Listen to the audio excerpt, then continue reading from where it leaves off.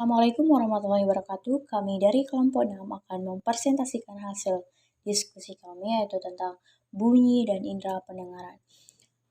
Sebelum memulai presentasi, saya akan memperkenalkan anggota kelompok 6. Yang pertama ada saya sendiri, Zohratul Nitakoini, sebagai penyaji terakhir dan moderator. Yang kedua ada Susil Silviawati sebagai penyaji ketiga, dan yang ketiga ada Vira Sasmita sebagai penyaji kedua, dan ada Yulia Nurjati Rahayu sebagai penyaji pertama. Baiklah, untuk mempersingkat waktu, mengefektifkan waktu, penyaji pertama dipersilahkan. Baiklah, bismillahirrahmanirrahim. Saya akan menyampaikan materi tentang konsep getaran. Nah, getaran itu merupakan gerak bolak-balik secara berkala melalui titik kesetimbangan. Karena itu dia sering terjadi dengan teratur, maka getaran itu bisa disebut dengan gerak periodik. Contohnya getaran pada bandul di atas. Nah, satu getaran penuh ada itu saat benda itu bergerak pada titik A, B, C, B, A, atau pada titik C, B, A, B, C. Kemudian simpangan terjauhnya atau disebut dengan amplitudo adalah pada titik A atau titik C. Namun pada gambar di atas amplitudonya itu pada titik BC atau BA. Kemudian titik B itu merupakan titik setimbang. Getaran. Nah, secara umum getaran ini dikenal dua macam, namun berdasarkan proses terjadinya getaran antara lain ada getaran bebas dan getaran paksa. Nah, getaran bebas ini merupakan getaran yang terjadi ketika sistem mekanis dimulai dengan gaya awal yang terjadi atau yang bekerja pada sistem itu sendiri, lalu getaran itu dibiarkan bebas. Kemudian dia akan menghasilkan frekuensi yang natural karena dia itu bersifat dinamika dari distribusi massa dan kekuatan yang membuat getaran. Contohnya bandul yang ditarik kemudian dilepaskan maka akan menghasilkan getaran sampai pergerakan bandul tersebut berhenti.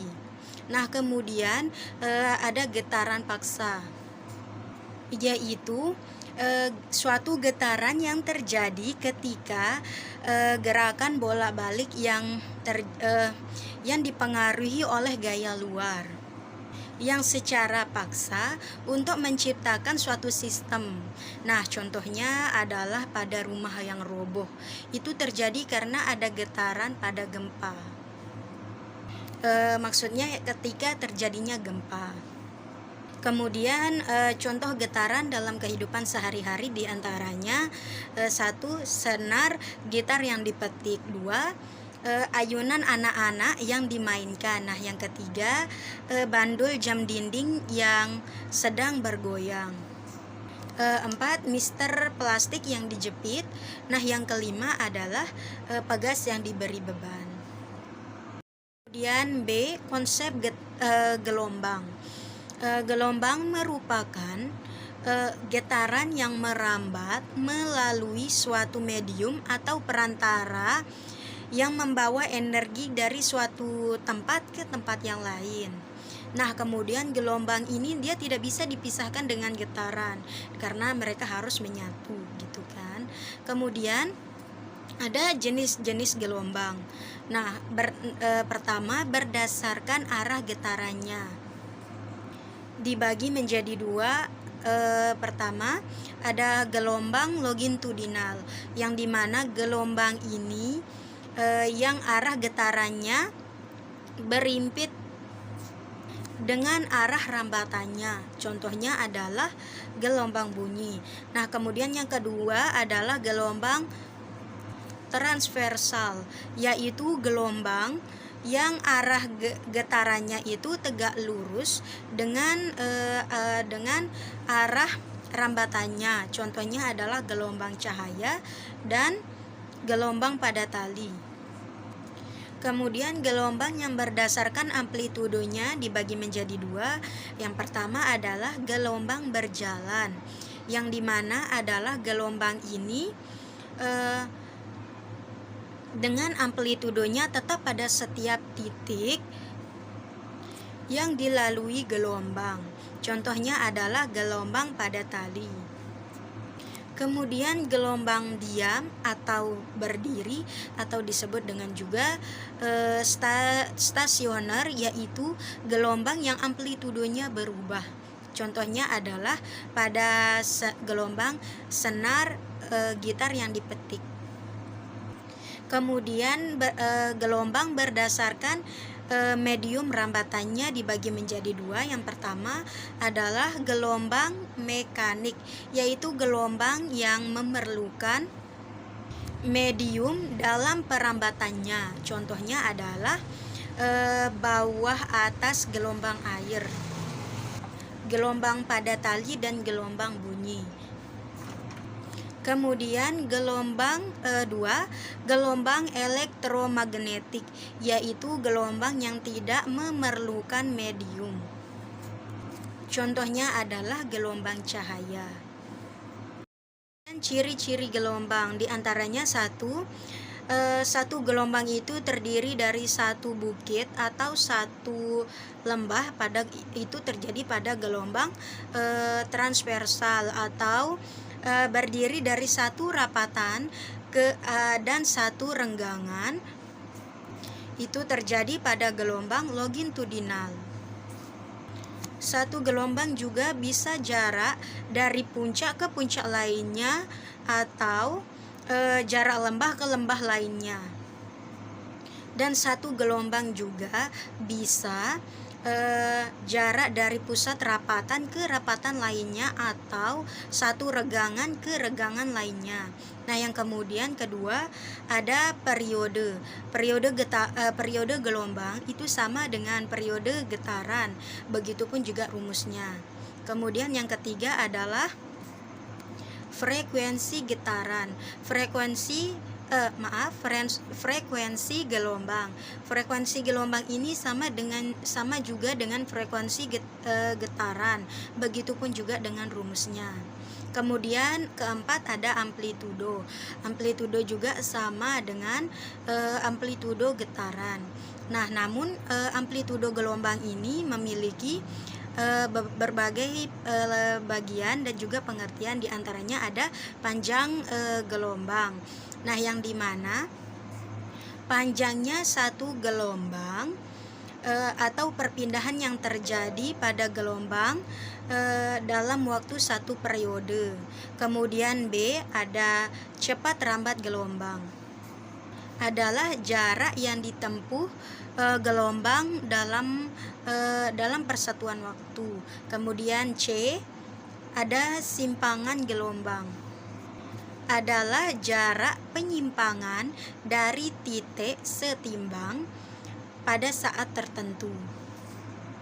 Assalamualaikum warahmatullahi wabarakatuh. Saya Fira Sasmita. Saya akan menjelaskan materi tentang konsep bunyi.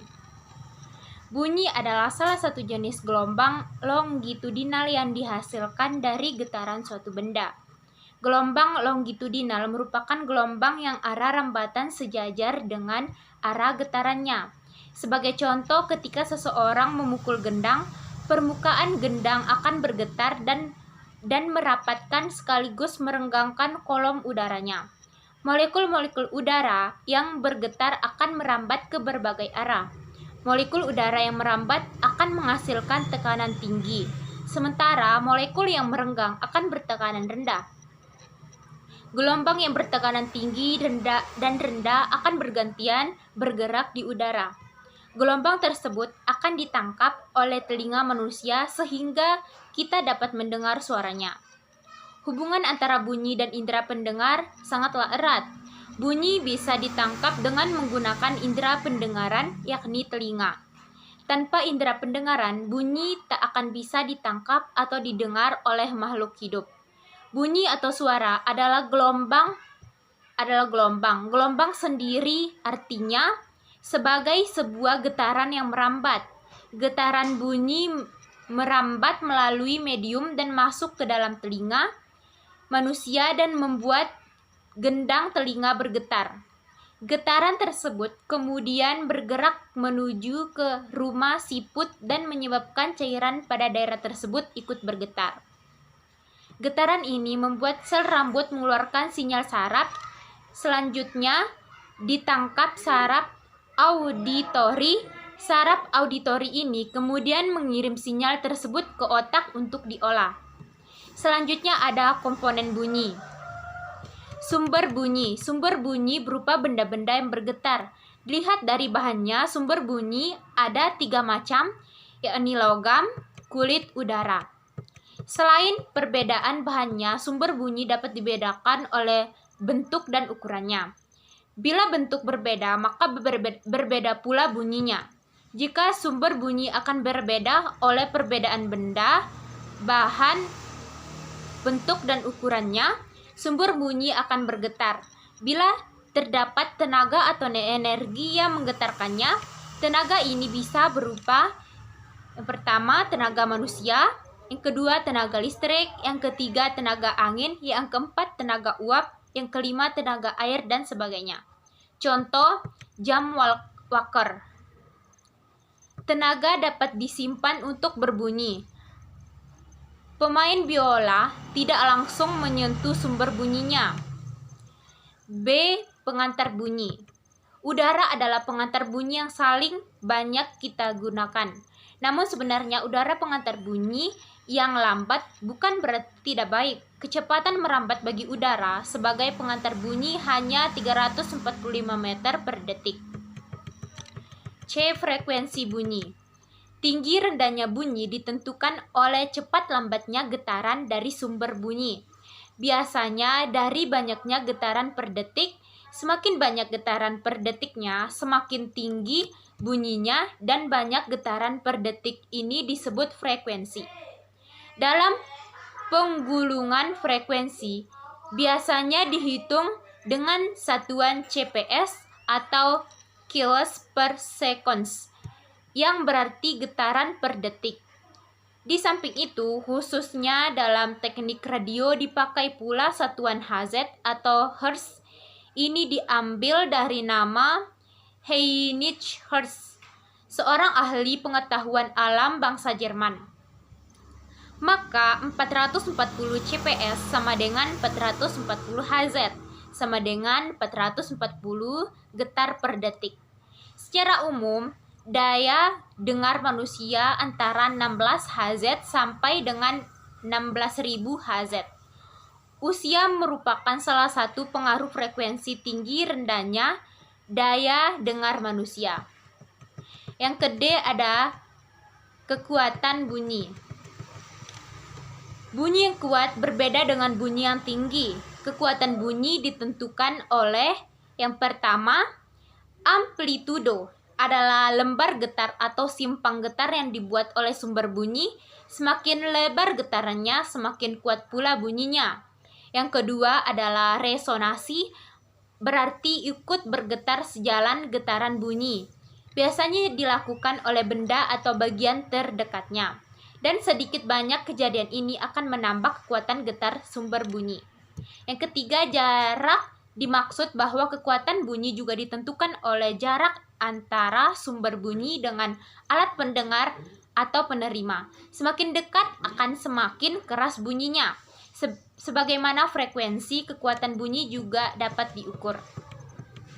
Yang ke-E adalah timbre bunyi. Timbre adalah warna bunyi, berupa keseluruhan kesan pendengaran yang kita peroleh dari sumber bunyi setelah dipengaruhi resonansi dan zat pengantar. Dan yang selanjutnya adalah sifat-sifat bunyi. Yang pertama, gelombang bunyi memerlukan medium dalam perambatannya. Karena gelombang bunyi merupakan gelombang mekanik, maka dalam perambatan bunyi memerlukan medium. Hal ini dapat dibuktikan saat dua orang astronot berada jauh dari bumi dan keadaan dalam pesawat dibuat hampa udara. Astronot tersebut tidak dapat bercakap langsung tetapi menggunakan alat komunikasi seperti telepon. Meskipun dua orang astronot tersebut berada dalam satu pesawat. Yang kedua, gelombang bunyi mengalami pemantulan atau refleksi. Salah satu sifat gelombang adalah dapat dipantulkan sehingga gelombang bunyi juga dapat mengalami hal ini. Hukum pemantulan gelombang sudut datang sama dengan sudut pantul juga berlaku pada gelombang bunyi. Hal ini dapat dibuktikan bahwa pemantulan bunyi dalam ruang pada gelombang bunyi dapat dibuktikan bahwa pemantulan bunyi dalam ruang tertutup dapat menimbulkan gaung, yaitu sebagai bunyi pemantulan bersama dengan bunyi asli sehingga bunyi asli terdengar tidak jelas. Untuk menghindari terjadi gaung, maka dalam bioskop, studio, radio dan televisi, dan gedung konser memiliki dinding dilapisi zat peredam suara yang biasanya terbuat dari kain wol, kapas, gelas, karet, atau besi. Yang ketiga adalah gelombang bunyi mengalami pembiasan atau refraksi.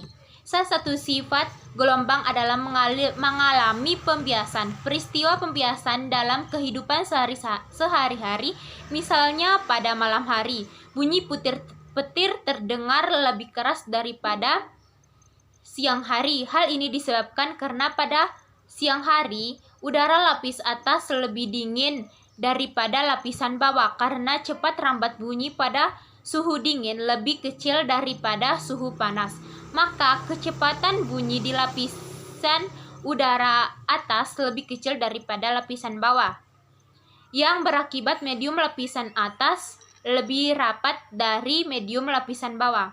Hal yang sebaliknya yang terjadi pada malam hari. Jadi pada siang hari bunyi petir merambat dari lapisan udara atas ke lapisan udara bawah.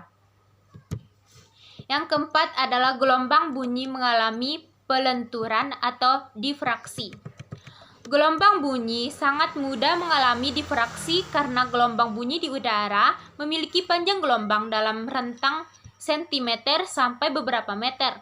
Seperti yang kita ketahui, bahwa gelombang yang lebih panjang akan lebih mudah diafraksikan. Peristiwa diafraksi terjadi misalnya saat kita dapat mendengar suara mesin mobil di tikungan jalan walaupun kita belum melihat mobil tersebut karena terhalang oleh bangunan tinggi di pinggir tikungan. Yang kelima adalah gelombang bunyi mengalami perpaduan atau interferensi. Gelombang bunyi mengalami gejala perpaduan gelombang atau interferensi yang dibedakan menjadi dua, yakni interferensi konstruktif atau penguatan bunyi dan interferensi destruktif atau pelemahan bunyi. Misalnya waktu kita berada di antara dua buah loudspeaker dengan frekuensi dan amplitudo yang atau hampir sama, maka kita akan mendengar bunyi yang keras dan lemah secara bergantian. Penerapan dari sifat-sifat gelombang bunyi diantaranya yang A, dua astronot tidak dapat bercakap-cakap langsung tetapi menggunakan alat komunikasi seperti telepon karena keadaan dalam pesawat dibuat hampa udara. Yang ke-B, terjadinya gaung, yaitu sebagian bunyi pemantulan bersama dengan bunyi asli sehingga bunyi asli terdengar tidak jelas. Yang ke-C, pada malam hari, bunyi petir terdengar lebih keras daripada siang hari. Yang ke-D adalah ketika dapat mendengar bunyi di tikungan meskipun kita belum melihat mobil tersebut karena terhalang tembok yang tinggi. Bismillahirrahmanirrahim. Assalamualaikum warahmatullahi wabarakatuh. Perkenalkan, nama saya Susi Silviawati sebagai penyaji materi ketiga, yaitu tentang bagian telinga dan fungsinya. Telinga adalah organ pendengaran yang memiliki fungsi menangkap dan mengubah bunyi berupa energi elektris secara efisien dan diteruskan ke otak untuk disadari dan dimengerti. Pada dasarnya telinga terbagi menjadi 3 bagian, yaitu ada telinga luar, ada telinga tengah, dan ada telinga dalam. Telinga luar. Telinga luar adalah bagian telinga yang terletak di luar dan kontak langsung dengan lingkungan. Fungsi utama telinga luar ini adalah untuk menangkap bunyi dari lingkungan kemudian diteruskan ke telinga tengah. Telinga luar tersusun atas dua bagian, yaitu ada daun telinga dan saluran telinga. Daun telinga. Daun telinga berfungsi untuk meneruskan dan mengarahkan gelombang suara dari luar telinga agar masuk ke saluran telinga luar. Dari saluran tersebut, gelombang suara kemudian akan diteruskan ke gendang telinga yang disebut dengan membran timpani. Itu saluran telinga. Saluran telinga merupakan bagian yang menghubungkan antara telinga luar dengan telinga tengah. Saluran ini memiliki panjang sekitar 2,5 cm dan posisinya terletak mulai dari lubang telinga luar dan berakhir di gendang telinga. Selanjutnya yaitu bagian telinga tengah. Fungsi telinga tengah yaitu untuk mengubah gelombang bunyi yang ditangkap telinga luar untuk menjadi getaran. Getaran tersebut kemudian dilanjutkan pada telinga dalam. Telinga bagian tengah secara garis besar terdiri atas dua bagian, yaitu ada pertama, gendang telinga yang merupakan selaput merentang sebagai batas telinga luar dan telinga dalam, dan yang kedua yaitu ada oksikel. Oksikel ini adalah sekumpulan tulang yang menyusun telinga tengah, yaitu terdiri dari malleus atau martil, incus atau landasan, stapes atau sanggur di gelombang suara yang masuk akan menyebabkan gendang telinga bergetar. Getaran dari gendang telinga ini kemudian akan disalurkan ke oksikel yang akan memperkuat suara tersebut dan meneruskannya ke membran di antara telinga tengah dan telinga dalam, yaitu ada tuba eustasia. Tuba eustasia adalah bagian berbentuk tabung berdiameter sempit yang menghubungkan telinga tengah dengan bagian belakang hidung dan tenggorokan atau nasofaring. Fungsi tuba eustasia adalah untuk mengalirkan udara ke telinga tengah dan membawa lendir dari telinga tengah untuk dipindah ke nasofaring. Terakhir yaitu ada telinga dalam. Fungsi telinga dalam tidak kalah penting dengan telinga luar dan tengah. Seperti bagian telinga lainnya, telinga dalam memiliki fungsi untuk mendengarkan suara dan menjaga keseimbangan. Telinga bagian dalam terdiri dari dua bagian utama, yaitu ada koklea. Koklea adalah bagian telinga dalam yang berbentuk seperti cangkang siput. Koklea berfungsi mengubah getaran suara yang dimiliki dari telinga tengah menjadi sinyal saraf yang akan disampaikan ke otak. Selanjutnya yaitu ada kanal semisirkular. Kanal semisirkular ini adalah bagian telinga yang berfungsi untuk menjaga keseimbangan tubuh. Kanal ini berisi rambut-rambut halus dan cairan. Saat kepalamu bergerak, cairan yang ada di dalam kanal akan ikut bergerak, memindahkan rambut-rambut halus di dalamnya. Pergerakan rambut ini kemudian akan dikirimkan sebagai sinyal informasi kepada saraf vestibular di otak.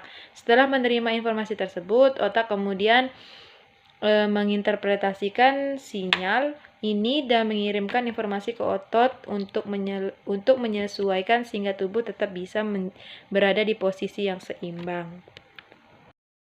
Assalamualaikum warahmatullahi wabarakatuh. Perkenalkan, nama saya Susi Silviawati sebagai penyaji materi ketiga, yaitu tentang mekanisme pada pendengaran manusia. Mekanisme pada dasarnya merupakan sebuah kata serapan yang berasal dari bahasa Yunani, yaitu kata makan, yang artinya sebuah instrumen, perangkat, beban, dan peralatan, dan kata mekon yang artinya sebuah metode, sarana, dan teknis menjalankan suatu fungsi. Atau dengan istilah lain, mekanisme dapat diartikan sebagai sebuah pandangan yang menggambarkan interaksi antar beberapa bagian yang ada dalam suatu sistem tertentu. Proses mendengar adalah sebuah proses mengubah getaran dari lingkungan luar menjadi potensi aksi. benda yang bergetar menghasilkan suara, kemudian getaran ini memberikan tekanan ke udara yang lebih dikenal sebagai gelombang suara. Telinga memiliki 3 bagian utama, yaitu bagian luar, tengah, dan bagian dalam. Pada proses mendengar, ketiga bagian ini akan bekerja secara berkesinambungan. Semua bagian ini harus berada dalam kondisi yang ideal sehingga suara dapat diproses dengan baik. Selain itu, di dalam telinga juga dapat saluran eutasius yang berfungsi untuk menjaga tekanan udara agar suara dapat dihantarkan dengan baik ke dalam telinga. Kalian sudah lihat di slide, yaitu ada urutan cara kerja telinga sebagai berikut. Yang pertama, suara ditangkap daun telinga dan diarahkan melalui saluran telinga. Lalu yang kedua, getaran suara ditangkap gendang telinga dan diteruskan ke telinga tengah. Dan yang ketiga, getaran diteruskan oleh tulang sangguradi ke rumah siput atau koklea. Setelah itu, rumah siput menghantarkan getaran melalui cairan yang memenuhi rumah siput sehingga dapat ditangkap oleh sel-sel saraf rambut getar dalam rumah siput. Yang kelima, yaitu sel-sel saraf rambut getar di rumah siput menghantarkan sinyal listrik akibat getarannya ke saraf pendengaran. Lalu yang keenam, yaitu ada saraf pendengaran menghantarkan sinyal listrik ke otak. Dan yang terakhir, otak menerjemahkan sinyal listrik sebagai sensasi bunyi. Sekian dari saya. Terima kasih. Wassalamualaikum warahmatullahi wabarakatuh. Baiklah, selanjutnya saya Zahratun Itafaini. Di sini saya akan menjelaskan tentang gangguan pada pendengaran manusia. Gangguan pada telinga dapat dialami oleh semua orang, baik anak-anak, orang tua, maupun remaja ataupun dewasa. Gangguan telinga ini dapat tidak hanya menyebabkan telinga itu sakit saja, tapi dapat menyebabkan kehilangan pendengaran. Nah, karena telinga itu sangat penting, begitu penting, sudah sewajarnya kita perlu menjaga dan merawatnya dengan baik. Ada banyak macam-macam gangguan pada telinga. Yang pertama, ada otitis eksterna. Apa sih itu otitis eksterna? Pasti ada yang pernah mendengar atau kalian pernah mengalami. Nah, otitis eksterna ini merupakan peradangan pada telinga luar. Gangguan ini bisa terjadi ketika telinga itu kemasukan air. Misalnya ketika berenang. Telinga itu sering kemasukan air yang akan menjadi basah dan lembab sehingga memudahkan bakteri atau jamur itu masuk ke dalam telinga. Selain karena telinga yang sering basah, otitis eksterna ini disebabkan oleh hal lain seperti terlalu sering atau terlalu kuat membersihkan telinga, luka atau cedera, kemasukan benda asing, atau masalah pada kulit telinga, misalnya kulit kering atau ekstrim. Otitis eksterna ini dapat menimbulkan gejala. Yang pertama, gatal pada telinga. Yang kedua, sakit, terutama pada saat telinga itu disentuh atau ditarik. Kemudian telinga itu tampak kemerahan dan bengkak. Dan telinga keluaran cairan dari telinga. Telinga itu terasa penuh gitu dan tersumbat, demam juga. Kemudian ada otitis media. Otitis media ini merupakan gangguan pada telinga bagian tengah yang disebabkan oleh infeksi atau virus bakteri. Otitis media ini lebih sering dialami oleh anak-anak dibandingkan dengan orang tua. Gangguan pada otitis eksterna ini memiliki gejala. Yang pertama, kita tuh sakit telinga, gangguan pendengaran, demam, serta keluarnya cairan yang berwarna kuning atau kehijau-hijauan yang baunya busuk, atau dia kecoklatan juga.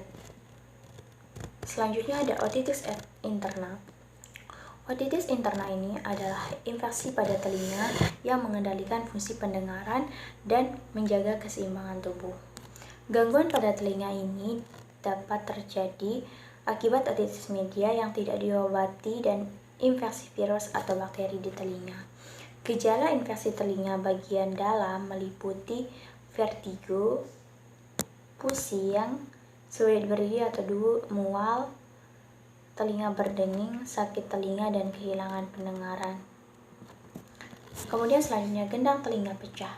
Gendang telinga atau membran timpani merupakan selaput tipis yang memisahkan saluran telinga dan telinga bagian tengah. Jika terjadi gangguan pada gendang telinga, gendang telinga itu bisa pecah. Yang menyebabkan gendang telinga pecah itu yang pertama, infeksi telinga tengah atau otitis media yang parah yang tidak diobati. Kemudian telinga kemasukan benda asing, terus kebiasaan mengorek telinga itu terlalu dalam menggunakan benda-benda tertentu. Terus suara yang sangat keras. Terus benturan atau cedera di bagian kepala atau telinga. Gendang telinga ini pecah dapat menimbulkan gejala berupa sakit telinga, keluar cairan dari telinga, terus gangguan pendengaran, telinga berdenging, vertigo, dan atau pusing berputar. Kemudian selanjutnya ada telinga berdenging. Telinga berdenging atau tinnitus ditandai dengan sensasi berdenging pada telinga yang dapat berlangsung dalam waktu singkat atau lama. Gangguan telinga ini bisa disebabkan oleh pertama, gangguan pada sel di dalam telinga, penuaan, kebiasaan mendengarkan suara volume kencang baik dalam jangka waktu yang sebentar atau lama. Misal seperti kita mendengar headset terlalu besar atau earphone-nya terlalu besar gitu. Nah, jadi telinga itu akan berdenging. Terus kemudian penyumbatan kotoran telinga. Karena terlalu banyak kotoran, telinga itu akan tersumbat.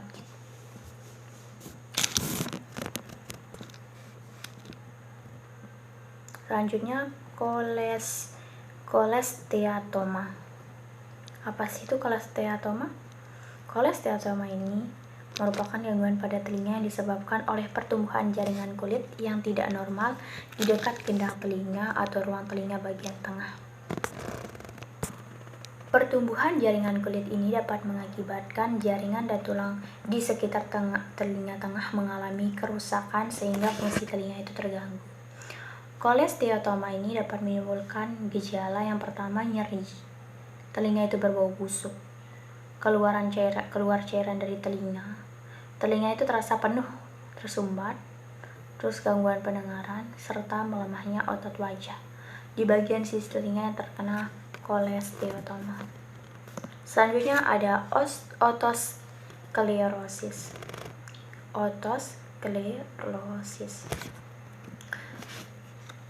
Ketika telinga menangkap suara, gendang telinga dan tulang pendengaran di dalam telinga bagian tengah akan bergetar untuk menciptakan impuls atau rangsang pendengar agar dapat dikirim ke otak.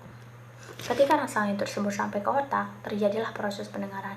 Namun pada kondisi osteosklerosis, tulang-tulang pendengaran itu dalam telinga itu tengah kaku dan tidak dapat bergerak dengan baik. Gangguan pada telinga ini membuat penderitanya itu sulit mendengar, sering mengalami telinga berdenging. Baiklah, selanjutnya saya akan menjelaskan tentang penanganan pada gangguan pada telinga. Tadi saya sudah menjelaskan apa itu gangguan telinga, apa penyebab dan gejalanya. Sekarang saya akan menjelaskan penanganannya. Yang pertama dengan pemberian obat-obatan. Pemberian obat-obatan akan disesuaikan dengan penyebab gangguan telinga yang dialami. Dokter meresepkan dengan obat antibiotik dalam bentuk tetes telinga untuk membasmi bakteri penyebab infeksi serta obat anti jamur untuk menghilangkan jamur yang tumbuh dan menginfeksi telinga. Nah, untuk mengatasi pembengkakan dan peradangan yang parah di telinga,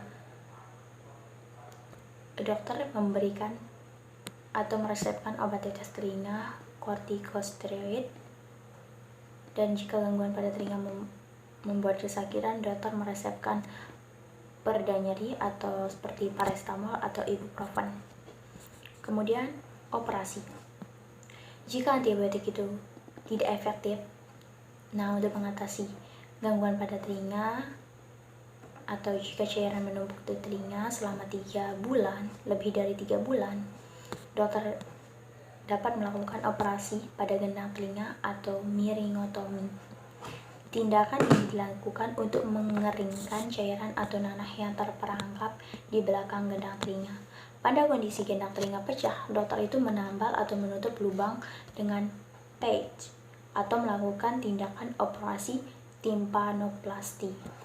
Operasi juga biasanya dilakukan untuk menangani penyakit kolesteatoma dan neuroma akustik. Neuroma akustik itu akibat penuaan. Kemudian 3. Penggunaan alat bantu dengar. Jika gangguan telinga menyebabkan gangguan pendengaran cukup berat, biasanya dokter itu akan menyarankan untuk menggunakan alat bantu dengar.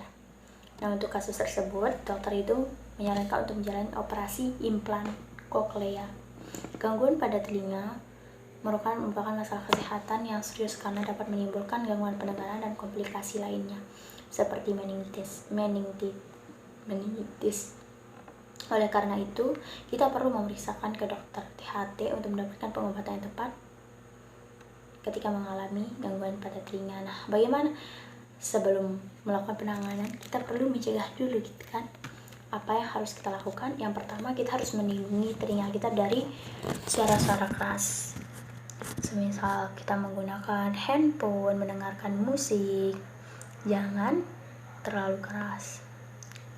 Ketika kita menggunakan headphone atau earphone, sebaiknya volumenya itu dikurangi atau sedang-sedang saja, tidak terlalu tinggi. Kemudian mengikuti tes pendengaran setiap tahun jika memungkinkan, atau setidaknya melakukan tes pendengaran setiap 10 tahun sekali jika berusia di bawah 50 tahun dan atau setiap 3 tahun sekali bila berusia di atas 50 tahun.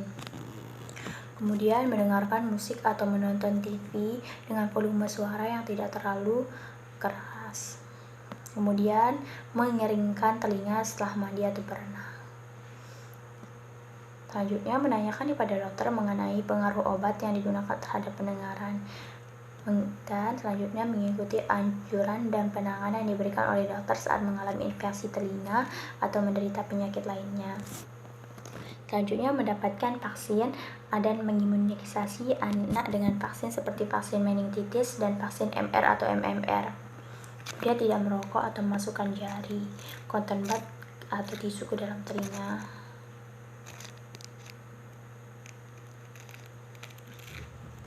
Jadi itu cara-cara mencegah gangguan pada telinga. Terima kasih. Wassalamualaikum warahmatullahi wabarakatuh. Sekian dan terima kasih. Saya Zoratul Nitako ini sebagai perwakilan dari kelompok 6 memohon maaf apabila ada kesalahan atau kurang dari dalam presentasi kami. Semoga kedepannya kami bisa lebih baik lagi. Wassalamualaikum warahmatullahi wabarakatuh.